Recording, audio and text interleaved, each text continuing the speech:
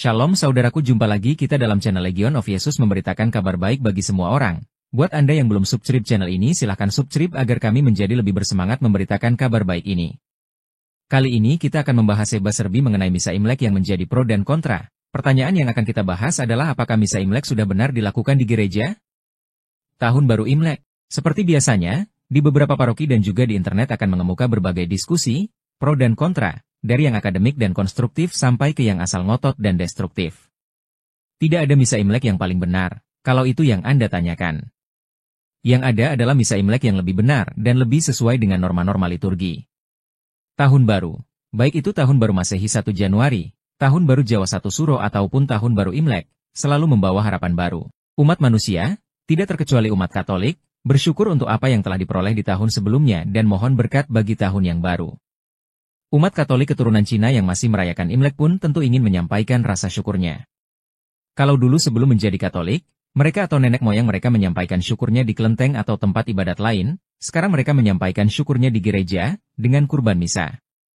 Zaman dahulu, umat Israel menyampaikan syukur dengan mempersembahkan kurban bakaran kepada Allah. Dalam perjalanannya, kita tahu bahwa Allah yang Maha Pengasih kemudian menyediakan pengganti untuk anak domba kurban, ialah putranya sendiri, Yesus Kristus, anak domba Allah, yang dipersembahkan baginya sebagai kurban dalam setiap misa kudus.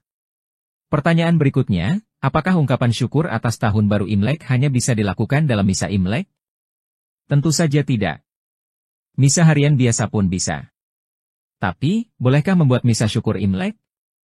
Jawabannya tentu boleh saja. Kenapa tidak?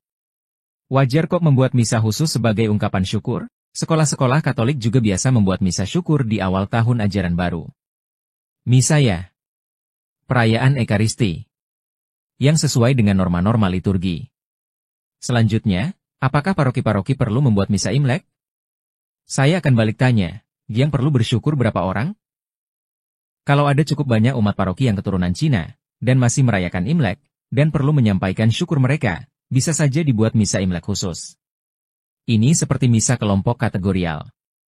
Kalau memang butuh, ya minta aja kepada pastor paroki. Satu catatan, jangan mengganti misa hari Minggu atau misa hari biasa, bagi seluruh umat, dengan misa Imlek bagi suatu kelompok kategorial. Jangan lalu misa hari Minggu biasa itu diganti dengan misa syukur atas Imlek yang hanya dirayakan oleh sebagian umat, sekalipun dari segi jumlah mungkin cukup besar dan bahkan mungkin mayoritas di suatu paroki atau stasi tertentu.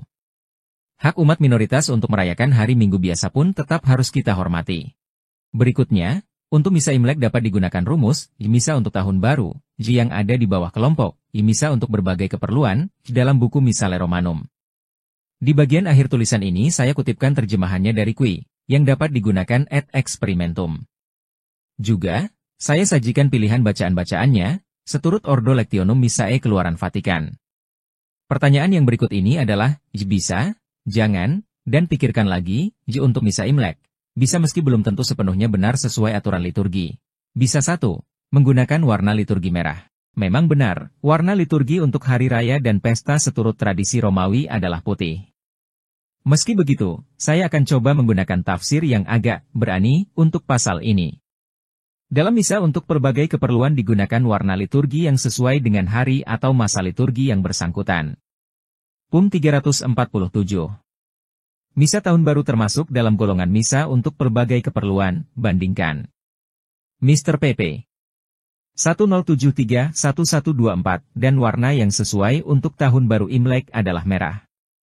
Masukkan, kalaupun tafsir saya itu dianggap kurang tepat, berikut ini kutipan lain dari PUM tentang penyesuaian warna liturgi. Konferensi Uskup dapat menentukan perubahan-perubahan yang lebih serasi dengan keperluan dan kekhasan bangsa setempat. Penyerasian-penyerasian itu hendaknya diberitahukan kepada tahta apostolik.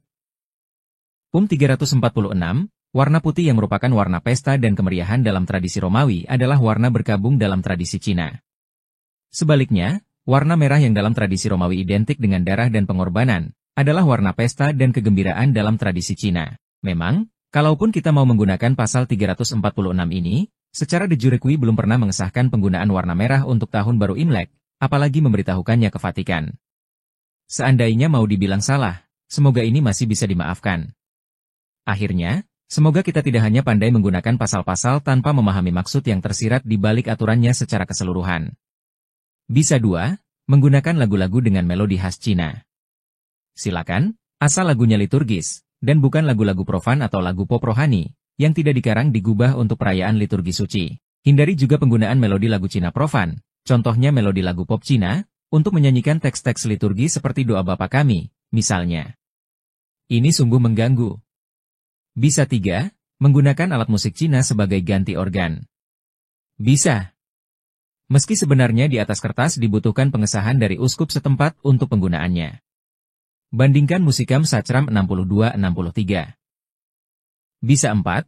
Meminta lektor dan pemazmur serta tatib dan kolektan mengenakan busana khas Cina. Bisa saja. Mereka-mereka yang tidak mengenakan busana liturgi khusus bisa diminta mengenakan busana khas Cina. Mohon dipertimbangkan tradisi Romawi, di mana pria selalu melepas topinya saat masuk ke gereja, tetapi wanita justru menutup kepalanya saat masuk ke gereja. Bisa 5. Menambahkan pemberkatan jeruk dan kue keranjang dalam misa. Pemberkatan jeruk dan kue keranjang adalah sakramentali dan bisa saja dimasukkan dalam misa. Bandingkan ibadat berkat 28:30, perlu diperhatikan jangan sampai ritusnya menjadi dominan dan menyaingi ritus-ritus penting dalam misa. Kalau mau, ritus ini bisa ditempatkan setelah doa sesudah komuni yang menjadi penutup liturgi Ekaristi. Atau, kalau mau bisa juga dilakukan setelah misa selesai. Berikut ini adalah jangan dilakukan pada perayaan Imlek dan misa Imlek. Jangan 1. Menghias gereja seperti kelenteng. Gereja adalah gereja, rumah Tuhan, hendaknya dihias sebagaimana selayaknya sebuah gereja. Simbol-simbol non-Kristiani hendaknya tidak digunakan untuk menghias gereja. Jangan 2. Menghias gereja secara berlebihan. Misa Imlek, kalaupun nanti suatu saat dimasukkan ke dalam kalender liturgi Indonesia, mungkin akan masuk ke dalam golongan peringatan fakultatif. Itu artinya dalam ranking hari-hari liturgi ada di nomor 12. Bandingkan norma-norma universal dari tahun dan kalender liturgi 59, sebagai gambaran, nomor 1 adalah Trihari Paskah dan nomor 2, di antaranya, adalah Natal, Penampakan Tuhan, Kenaikan Tuhan dan Pentakosta.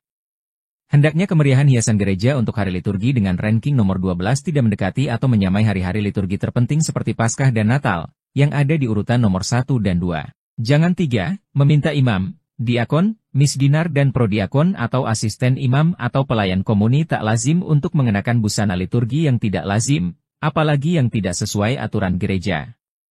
Jangan meminta imam mengenakan busana ala Judge Bao atau Kaisar Cina. Jangan pula meminta mereka mengenakan topi atau aksesoris tambahan yang tidak sesuai aturan liturgi. Mohon diperhatikan bahwa hiasan pada busana liturgis yang berupa gambar atau lambang hendaknya sesuai dengan liturgi. Yang kurang sesuai hendaknya dihindarkan. 344. Jangan 4. Membawa barongsai atau naga masuk ke dalam gereja.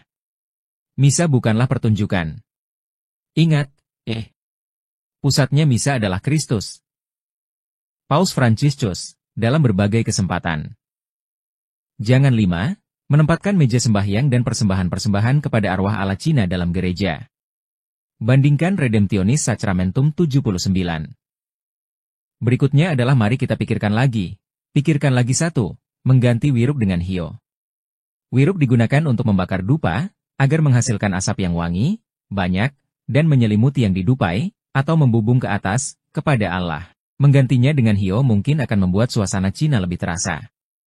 Akan tetapi, perlu dipikirkan bahwa wangi dan banyaknya asap mungkin tidak akan sebanding. Perlu juga dikaji lebih mendalam, apa sebenarnya kegunaan hio? Samakah dengan kegunaan wiruk dan asap dupa wangi yang dihasilkannya? Pikirkan lagi 2, menampilkan penari-penari untuk perarakan persembahan. Sekali lagi, misa bukanlah pertunjukan. Ada baiknya kita renungkan kata-kata Yu Kardinal Arinze, Prefek Emeritus Kongregasi Ibadat Ilahi dan Disiplin Sakramen, Y. We do not come to mass to enjoy, we don't come to mass to admire people, Y. Meski begitu, Kardinal Arinze menambahkan, bahwa tarian dalam liturgi bukan sama sekali ditabukan. Dalam tradisi Romawi atau budaya Barat memang tarian liturgi tidak ada dan tidak perlu. Tapi dalam beberapa budaya Timur dan di beberapa tempat di Afrika, memang ada tradisi di masyarakat di mana persembahan, kepada yang maha tinggi atau kepada penguasa, diantar dengan suatu gerakan-gerakan indah nan gemulai. Nah, pertanyaannya, apakah dalam tradisi masyarakat Cina persembahan biasa diantar dengan cara demikian? Atau hanya dibawa dengan berjalan maju secara biasa saja? Seperti yang kita lihat di film-film silat? Kalau memang yang terakhir ini adalah tradisi yang umum berlaku di sana, Lalu kenapa di gereja harus dilakukan dengan menari? Kajian mendalam seperti inilah yang perlu dilakukan dalam rangka inkulturasi liturgi yang baik. Merancang sebuah misa Imlek yang baik tidaklah mudah. Perlu pengetahuan yang mendalam dan kearifan untuk merencanakan inkulturasi ritual Imlek yang baik dan membawa hasil. Untuk bacaan lebih lanjut, saya akan sarankan Varietates Legitimae, Liturgi Romawi dan Inkulturasi. Artikel yang berikut ini dari Romo Dr. Boli Ujan SVD tentang penyesuaian dan inkulturasi liturgi sungguh sangat bagus dan komprehensif. Artikel yang berikut ini, menuju inkulturasi misa Imlek, dari Romo Agustinus Lai CDD, juga sangat bagus dan layak dibaca.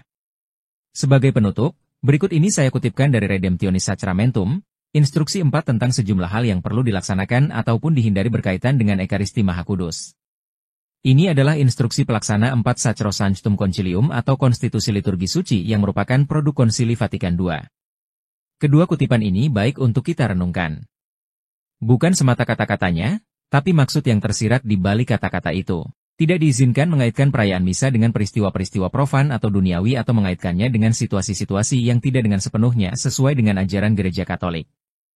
Juga perlu dihindarkan suatu perayaan Ekaristi yang hanya dilangsungkan sebagai pertunjukan atau menurut gaya upacara-upacara lain, termasuk upacara-upacara profan, agar Ekaristi tidak akan kehilangan artinya yang otentik. Redemptionis Sacramentum 78.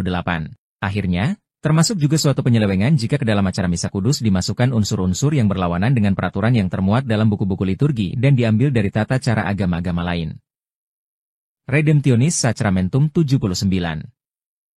Demikian yang dapat kami sampaikan mengenai misa perayaan Imlek, semoga menambah pengetahuan kita dan menjauhkan kita dari kesalahan. Terima kasih, Tuhan memberkati.